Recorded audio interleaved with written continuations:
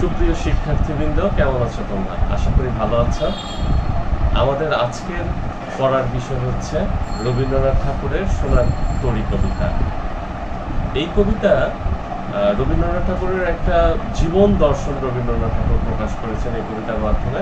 জীবন দর্শনটি হচ্ছে মানুষ পৃথিবীতে জন্মগ্রহণ করে এবং কিছু ভালো কর্ম করে, তারপর তার এই জীবদ্দশা একদিন শেষ হয়। সময় মানুষের ভালো কর্মগুলোকে গ্রহণ করে, আর ব্যক্তি মানুষের জায়গা হয় না সময়ের কাছে। কালের গর্ভে ওই ব্যক্তি মানুষটি হারিয়ে যায়, তার অস্তিত্ব বিলীন হয়ে যায় পৃথিবী থেকে। এই দর্শনটি রবীন্দ্রনাথ ঠাকুর এই সোনার তরী কবিতার মাধ্যমে প্রকাশ করেছেন। এখানে আমরা একটা সোনার তরী দেখবো, একটা ছোট ক্ষেতের মধ্যে একজন কৃষককে দেখব। এই কৃষক আসলে প্রতিটা ব্যক্তি, এখানে আমি বা তুমি, প্রত্যেকে যার যার নিজ অবস্থান থেকে একজন কৃষক। সে তার সারা জীবন ফসল উৎপাদন নিয়ে ব্যস্ত কাটায়, মানে তার কর্ম নিয়ে ব্যস্ত কাটায়, এবং এই যে কর্মফল, তার ফসল, এই উৎপাদিত ফসল সে মহাকালের কাছে সমর্পণ করে। মহাকাল তার কর্মকে গ্রহণ করে ঠিকই, কিন্তু ব্যক্তিকে গ্রহণ করে না। সেই কৃষকেরও যেমন জায়গা হয়নি সোনার তরীতে, ব্যক্তি রবীন্দ্রনাথেরও তেমনি জায়গা হয়নি, কিন্তু কবি রবীন্দ্রনাথের সৃষ্টিকর্ম আজও রয়ে গেছে। রবীন্দ্রনাথের মৃত্যু হয়েছে 1941 সালে, তার মানে প্রায় 80 বছর আগে উনি পৃথিবী থেকে বিদায় নিয়েছেন, কিন্তু তার সৃষ্টিকর্ম আজও পৃথিবীতে রয়ে গেছে। আমরা এখন পাঠ করতেছি তারই সেই কর্ম। সেই হিসেবে কবি রবীন্দ্রনাথ অমর। সময় তার কর্মকে গ্রহণ করেছে, কিন্তু ব্যক্তি রবীন্দ্রনাথকে গ্রহণ করেন। কবি এই কথাটাই বলতে চেয়েছেন এই কবিতার মাধ্যমে। এটা হচ্ছে সোনার তরী কবিতাটিতে। সোনার তরী কবিতাটি হচ্ছে রবীন্দ্রনাথ ঠাকুরের সোনার তরী কাব্যের অন্তর্গত নাম কবিতা। আর রবীন্দ্রনাথ ঠাকুর সম্পর্কে বলতে গেলে আসলে অনেক কিছুই বলা লাগে, কিন্তু সময়ের কারণে আমরা আসলে অনেক কিছু বলতে পারবো না, আর যাই বলা হবে সেটাই কম বলা হবে। আমরা একটু বইয়ের মধ্যে যেটুকু আলোচনা আছে আমরা সেখান থেকে কবি পরিচিতি দেখতে পারি যে অসামান্য প্রতিভার অধিকারী ছিলেন বিশ্বকবি রবীন্দ্রনাথ ঠাকুর।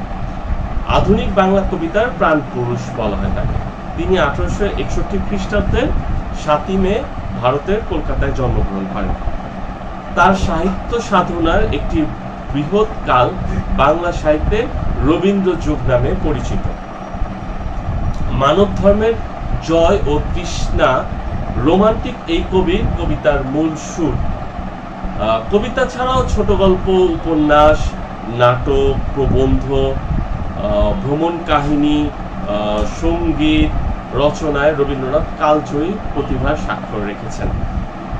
তিনি ছিলেন অনন্য চিত্রশিল্পী, অনুসন্ধিৎসু, বিশ্ব পরিব্রাজক। এই পৃথিবীর বিভিন্ন দেশ উনি ভ্রমণ করেছেন।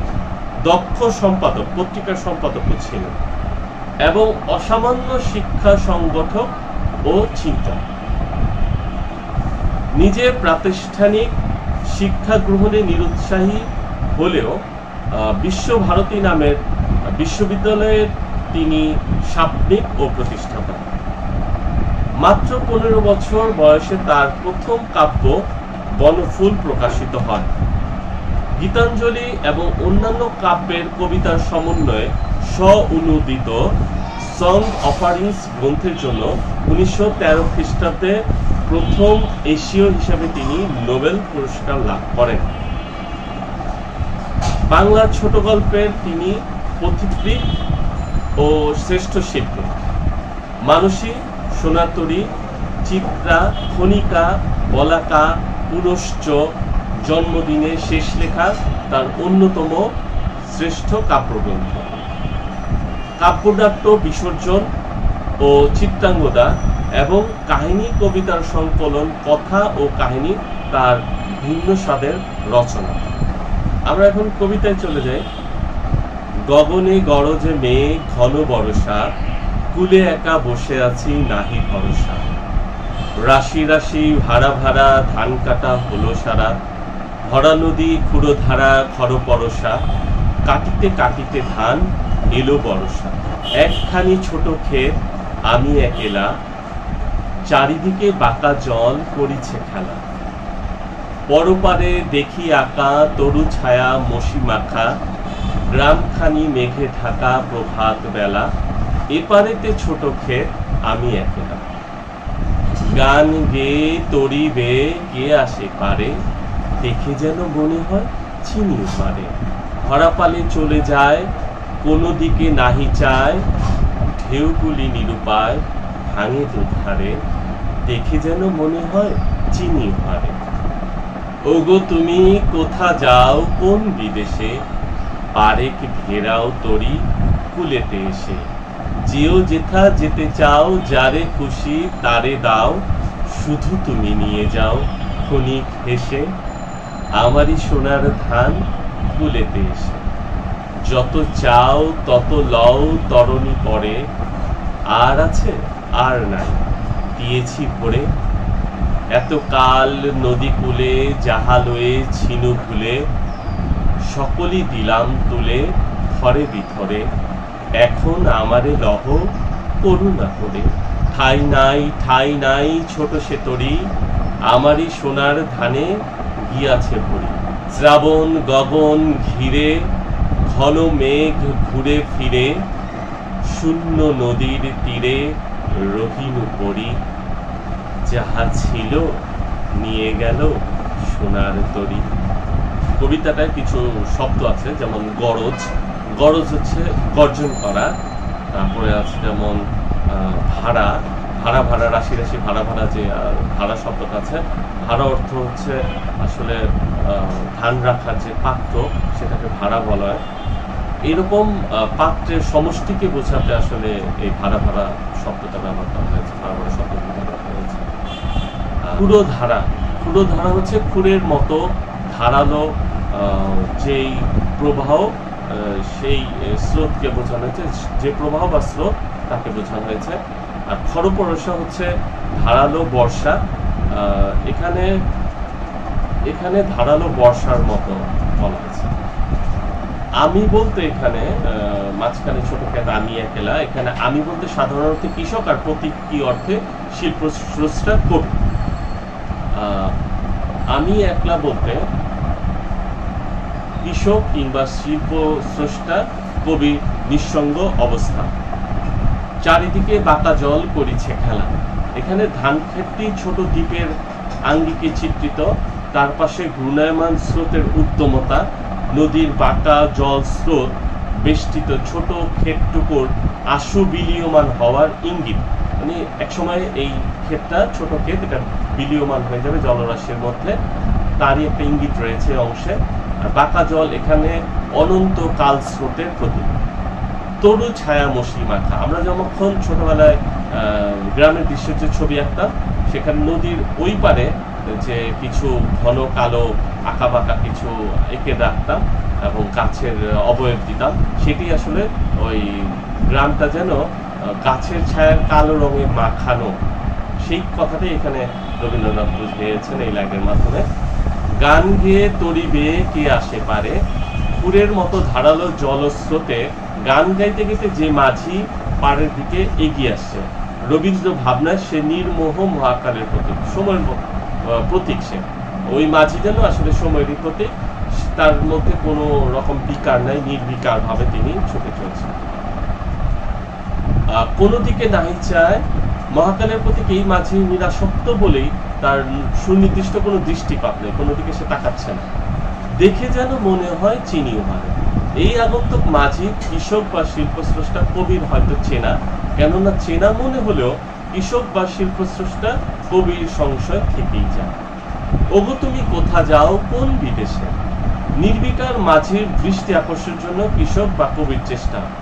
বিদেশ এখানে চিরায়ত শিল্প লোকের প্রতীক হিসাবে ব্যবহৃত হয়েছে, যে আমরা আসলে ওই পারে যে যাব, এটা আমাদের কাছে অন্ধকারাচ্ছন্ন মসিমাখা।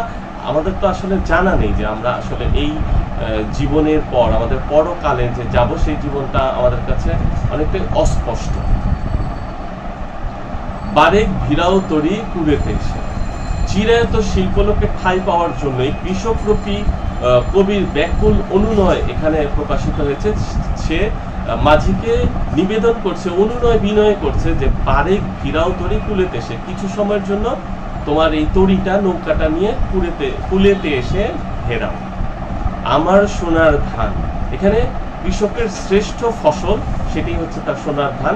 এখানে ব্যঞ্জনার্থে শিল্পস্রষ্টা কবির সৃষ্টি সম্ভব। এরকম ব্যক্তি তার সারা জীবনের যত কর্ম আছে, ভালো কর্ম, এই সকল কর্মকেই আমার সোনার ধান বলে রবীন্দ্রনাথ বোঝানোর চেষ্টা করছেন। আর আছে আর নাই দিয়েছি করে, ছোট জমিতে উৎপন্ন ফসলের সবটাই অর্থাৎ কবির সমগ্র সৃষ্টি তুলে দেওয়া হয়েছে মহাকালের স্রোতে ভেসে আসা সোনার তরী রূপী চিরায়ত শিল্পরূপে। সেই নৌকার মধ্যে সবকিছু আসলে তুলে দেওয়া হয়েছে, কবি তুলে দিয়েছেন বা সেই কৃষক তুলে দিয়েছেন। থরে বিথরে হচ্ছে আসলে স্তরে স্তরে সুবিন্যস্ত করে সুন্দর করে সাজিয়ে দিয়েছেন।